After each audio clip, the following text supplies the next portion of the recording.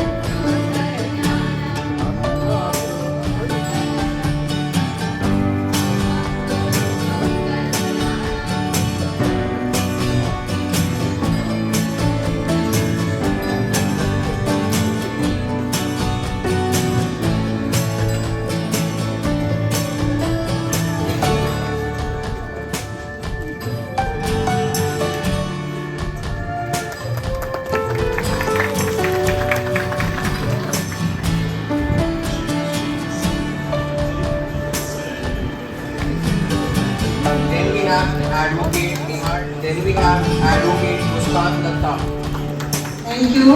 नमस्कार सभी जो यहाँ पे भावी हमारे लॉयर्स जुडिशरी के प्रतिनिधि बैठे हैं, उन सबको मेरा Fairfield Institute of Management and technology की तरफ से नमस्कार। डायस पे विराजमान हमारी आज की मुख्य अतिथि honourable Pinky ma'am, professor Afzalwani sir, professor Shweta Gagnecha ma'am and professor SP. Singh sir. मैं Fairfield Institute of Management and Technology के प्रबंधन श्री विजय कुमार नागरिया जी हमारे chairman, executive director doctor Nalini Joshi ma'am की तरफ से आपका हार्दिक स्वागत करती हूँ, आपका वंदन करती हूँ और अभिनंदन करती हूँ। We are not the habit of speaking. We just listen and deliver judgments. We generally write. So whenever I participate or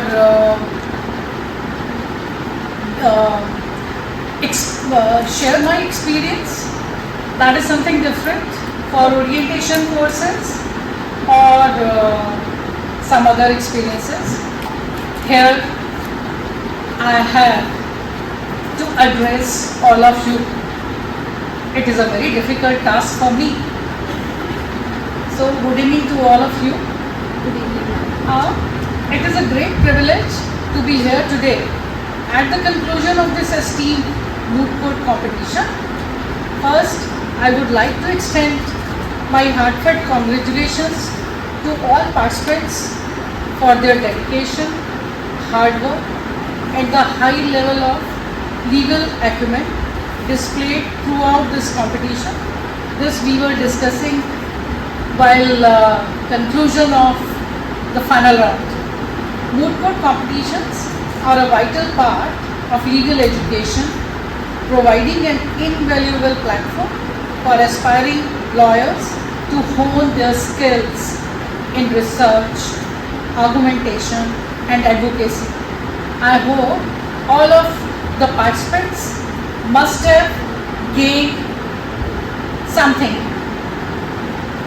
while preparing for the moot court competition, and I wish all of you should participate more and more, whether it is intra-moot, inter-district, inter-college or national level.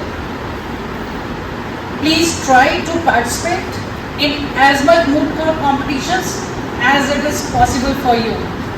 I must share my experience. My elder son, while he was pursuing law, Professor Vani was there as dean also, and he had participated, I think, 6 or 8 moot courts in a year, not only in Delhi but all over India. They push students to engage deeply with pressing legal issues, and this year's moot on marital rape is both timely and crucial.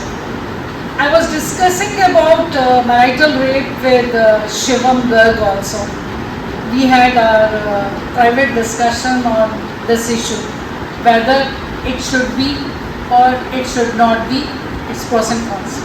The issue of marital rape remains one of the most debated and sensitive topics in Indian law. While many countries around the world have criminalized marital rape, India still lacks a comprehensive law that fully recognizes the concept of non-consensual sex within marriage as rape. You know, are you aware of the term public opinion? I'm just giving you something to think and discuss later.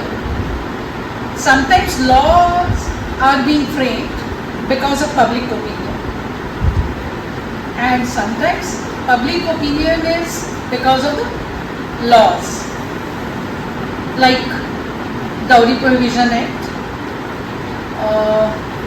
I'll say unnatural sex.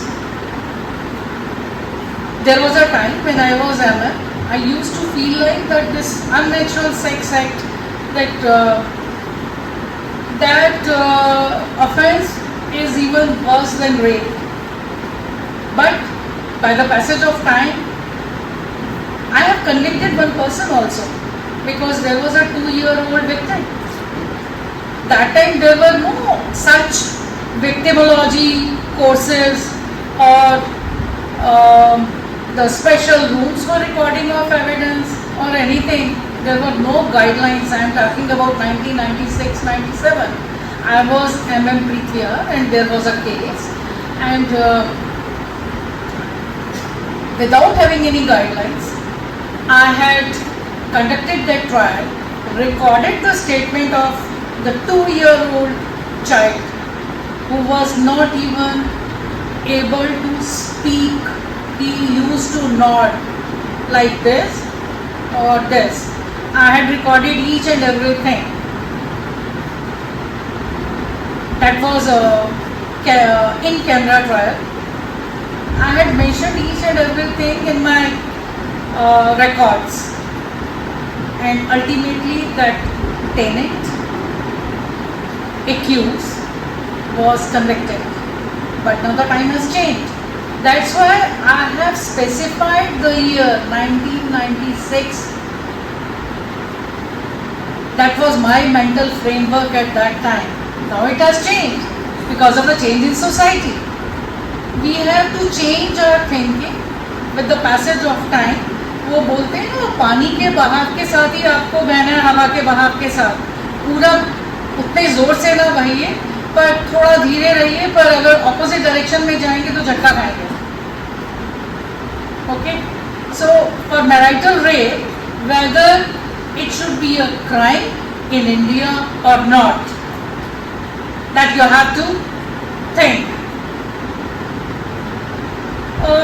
In India, marital rape remains excluded from the definition of rape under the Indian Penal Code and nowadays BNS, Bharatiya Nyaya Sanhita, a situation that starkly contrasts with laws in countries like the UK, Canada and many European countries, nations, where marital rape is unequivocally criminalized. For some offences, we are very advanced, and for some we are not. Like Kamala Harris has taken one of the main causes. Are you aware of that? Right of women for what? Abortion, which the Americans do not have. Though we call America as a developed nation and very advanced. This gap in Indian law reflects not only legal challenges but also deep-rooted cultural and societal attitudes that must evolve. When I talk about societal attitudes, I think of public opinion also. While judicial interventions have shown some progress, such as in cases where courts have upheld a woman's right to bodily autonomy, there is much more to be done. The importance of discussions like this and the rigorous analysis seen in this competition is that they shine a spotlight on such critical issues and encourage us to push for change, not to adopt the scenario which we are already having. That's it. Okay.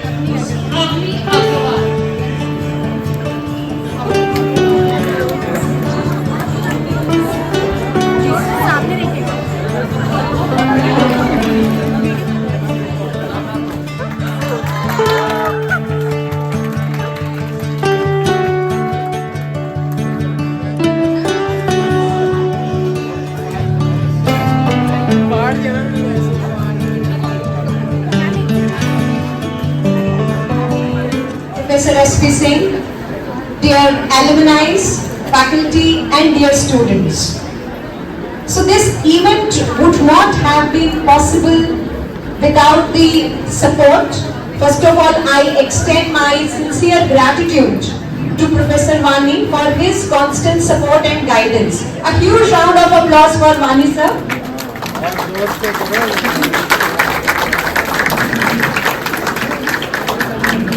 And I also express my sincere gratitude to the management for their support whenever needed. And this event was possible only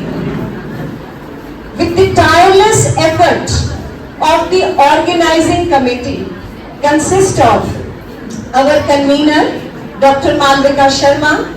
Please come forward, Malvika Sharma.